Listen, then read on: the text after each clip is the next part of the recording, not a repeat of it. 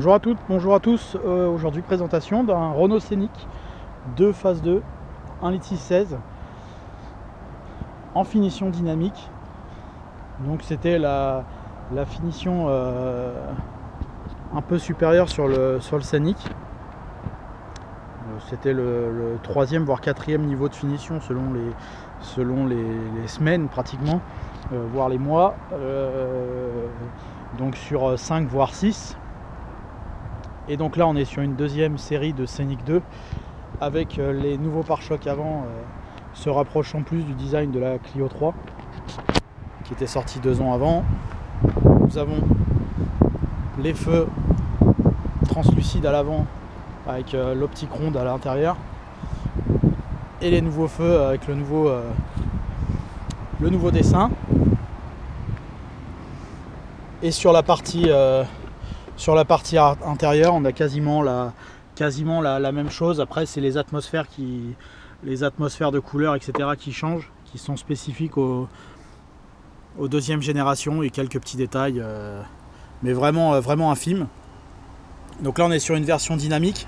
La version dynamique proposée en série, les jantes, donc en 16 pouces, ce modèle de jantes, avec toujours donc les baguettes plus foncées que le gris clair, gris platine présent sur cette voiture, et surtout l'intérieur noir qui était différent des versions Expression ou Latitude qui elle était en intérieur beige. Donc là on est sur de l'intérieur noir aussi bien au niveau du tableau de bord que des sièges, et les sièges sont en tissu intégral, alors que la Privilège qui était un peu son pendant plus orienté confort que sport, on avait un semi-cuir de couleur beige, mais on avait les bourrelets latéraux qui étaient en cuir, et là on a un intérieur tout à fait tout tissu et de couleur noire, ainsi que sur les panneaux de porte. Je ne vais pas montrer, mais voilà, on a aussi les panneaux de porte. Donc après on est sur la modularité habituelle du Scénic, comme j'ai montré plusieurs fois, donc avec les 3 sièges indépendants, les tablettes à l'arrière des sièges qu'il suffit de tirer comme ça, les stores pare-soleil sur les vitres. Donc tout ça c'est du Scénic tout craché, comme on a montré plusieurs fois.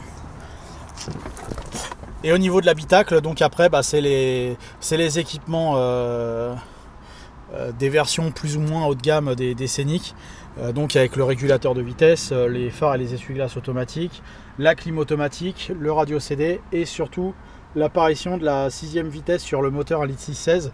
Donc c'est toujours le même 1,6 litre 16 de 110 chevaux que l'on a trouvé sur toute la gamme au milieu, à la fin des années 2000 et même au début des années 2000 d'ailleurs, sur Clio 2, sur Laguna 2, sur Scénic, sur Modus, etc. Enfin quasiment toutes les Renault de l'époque avaient ce 1,6 litre 16.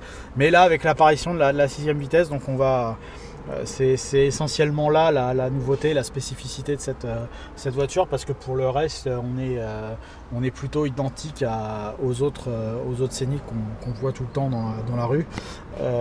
Et donc pour en revenir à l'équipement des versions dynamiques, donc on peut aussi citer les 4 vitres électriques, les rétroviseurs rabattables électriquement, et la carte main libre. Donc pour rappel, j'appuie sur le frein, j'appuie sur start, et la voiture démarre sans avoir besoin de mettre la carte dans l'encoche.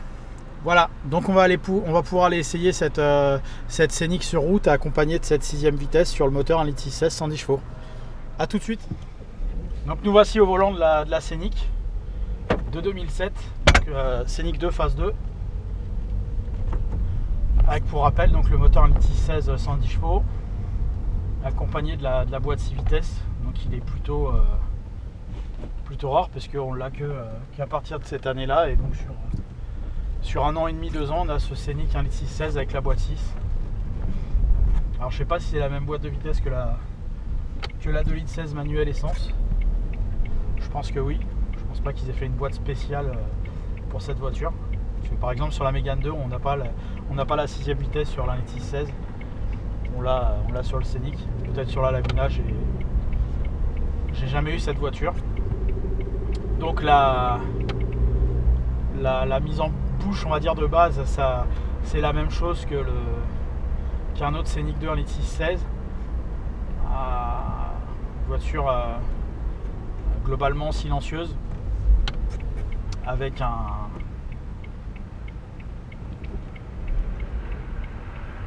siège confortable.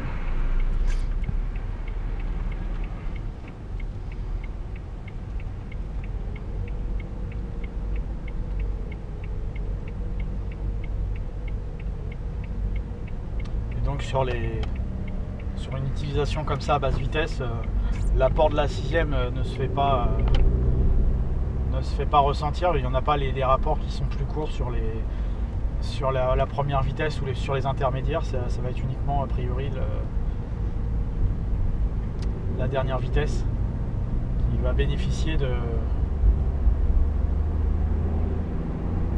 ce gain. On va faire la reprise d'accélération.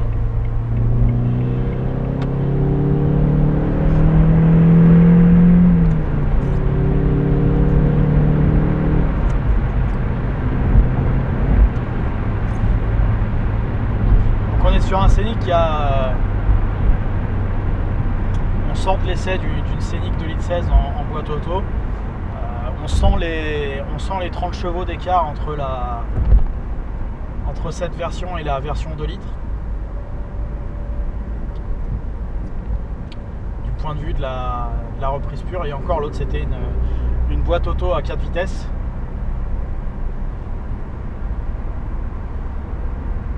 Alors que là on est sur une voiture à 6 vitesses manuelle. Malgré ça on sent la différence de puissance entre les deux voitures.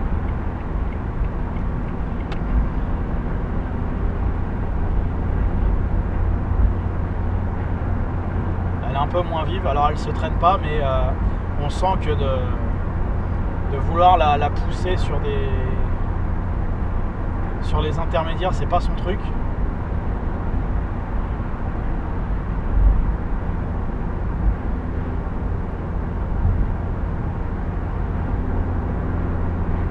Donc là on est en 6ème vitesse, on tourne à 2600 tours minute, on est à 93, descendre un peu, ça descend, non c'est toujours pareil, c'est 93 à 2600 tours minute, donc ça doit être 200-300 tours minute de moins qu'à 130, sur une boîte 5 pardon, et à 130 l'écart il doit être un petit peu plus important.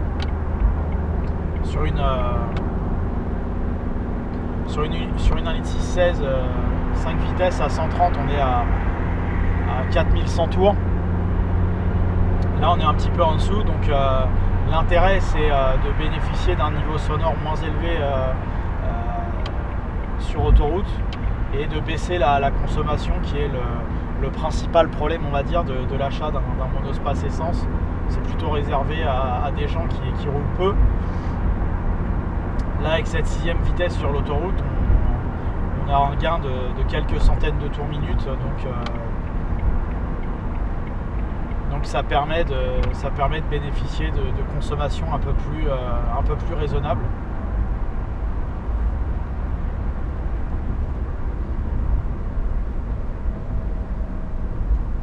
Ce qui est à 1,50 € le litre aujourd'hui, pas négligeable.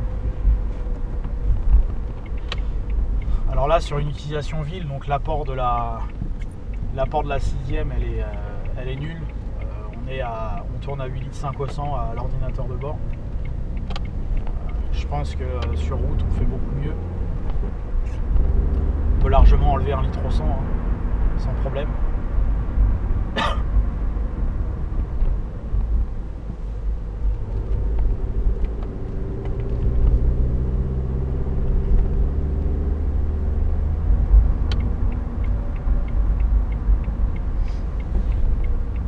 Quand on l'utilise de manière économique et de manière souple, on sent pas particulièrement le manque de puissance de la voiture. Le moteur est plutôt bien équilibré.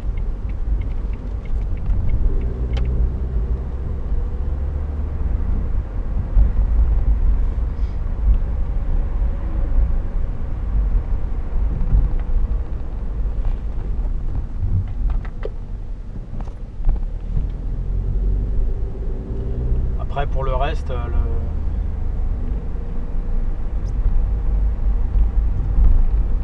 scénique et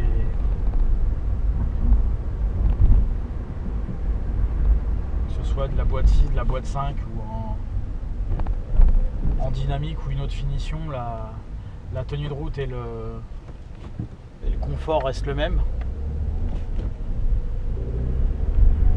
Il n'y a pas de différence, malgré qu'elle s'appelle dynamique, il n'y a pas de modification au niveau du châssis.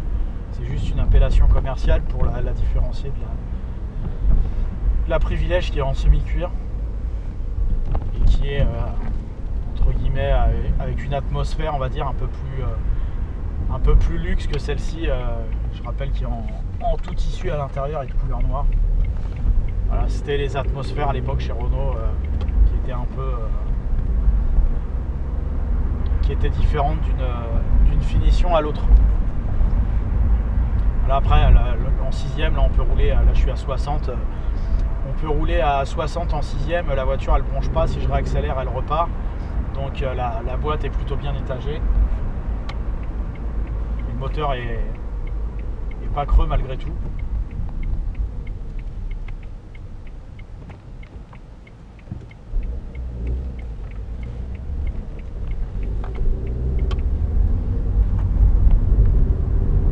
Donc c'est aussi un bon point pour cette voiture.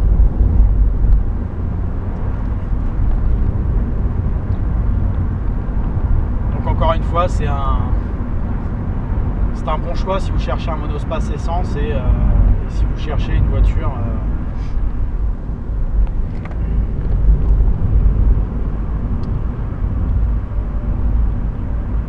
assez économique, on va dire, à l'achat et au niveau des réparations, parce que c'est des voitures qui sont plutôt fiables et c'est de phase 2.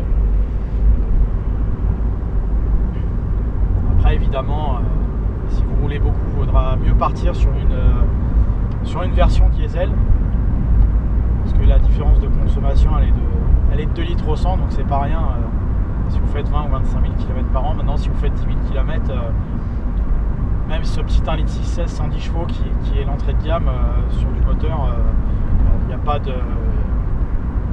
pas de contre-indication à le prendre.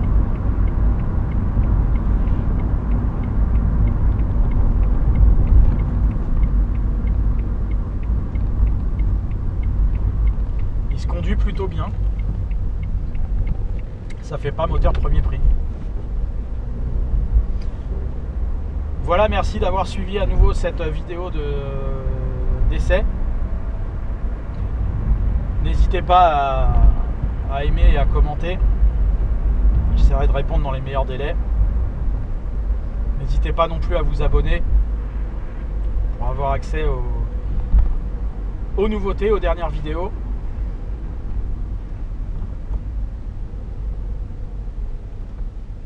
On va essayer d'en poster régulièrement. Merci en tout cas de votre fidélité. À bientôt. Au revoir.